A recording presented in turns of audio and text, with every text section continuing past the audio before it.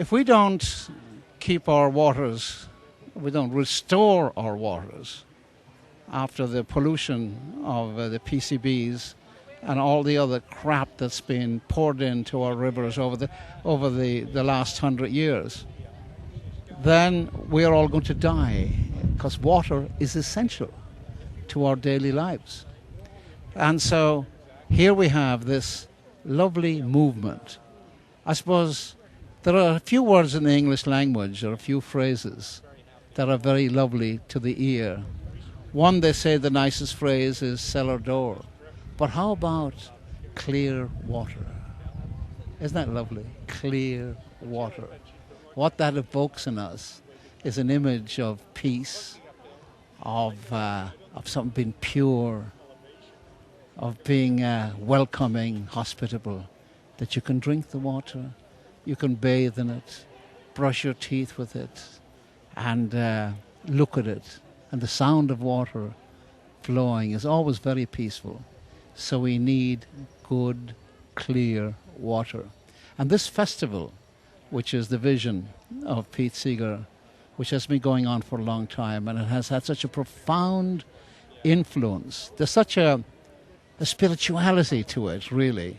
When you look at the uses of water, when the churches use it as baptism to cleanse people of what they call sin. And so that's hypothetical, that's sort of like, just a mystical kind of a thing. But I'll accept it for me as well. So water is cleansing, and the water itself, before you start, must be clean. And then we must clean it again. So on we go with clear water. And as the song says, cool, clear water.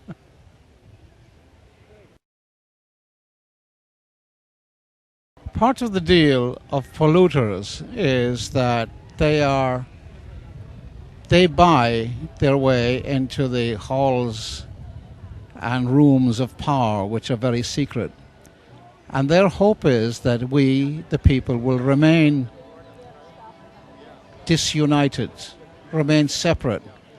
And all despotic movements, such as happening with this, they try to persuade the people they can't do anything, that there's no point in protesting, there's no point in getting together, it is a useless activity. So therefore, when you get thousands of people together like this, in this extraordinary, peaceful and beautiful, these surroundings, this river, this amazing river, the Hudson, which is a gorgeous stretch of water all the way up there to Albany. And when we get together on the shores of that river and we realize the history of it, the beauty of it, the freedom of having that river has to inspire all of us. So this is important. It's more than important. It is vital to our existence that we appreciate the water and the clear water. Artists have vision, and that's where it starts. Activism comes from the intellect, and activism comes from art. It's extremely simple. So with imagination about not what is, but what could be, and that's what where the art comes in. And so the vision, and so when we inspire other people, artists and singers and poets, poetry is economy of language. And that's sort of environmental. And so when we have poetry, we have art, we have paintings, photography, and we have music. God, it's beautiful. As the gubernatorial candidate of the Green Party, it is my position is that one person can't do it alone. Power is never taken. Power is always given. And it was given to people who did awful things with it. Hitler and Stalin and Mussolini and Attila the Hun and George W. Bush and people who are destructive. And all development, so-called, begins with destruction.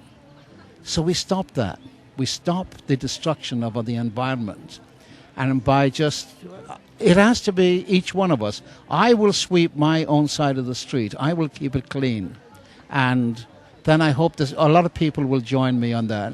So how we do it is not that important. What we're doing, what the mission is, that's the important thing. And I hope to inspire people to join me in preserving and restoring our environment.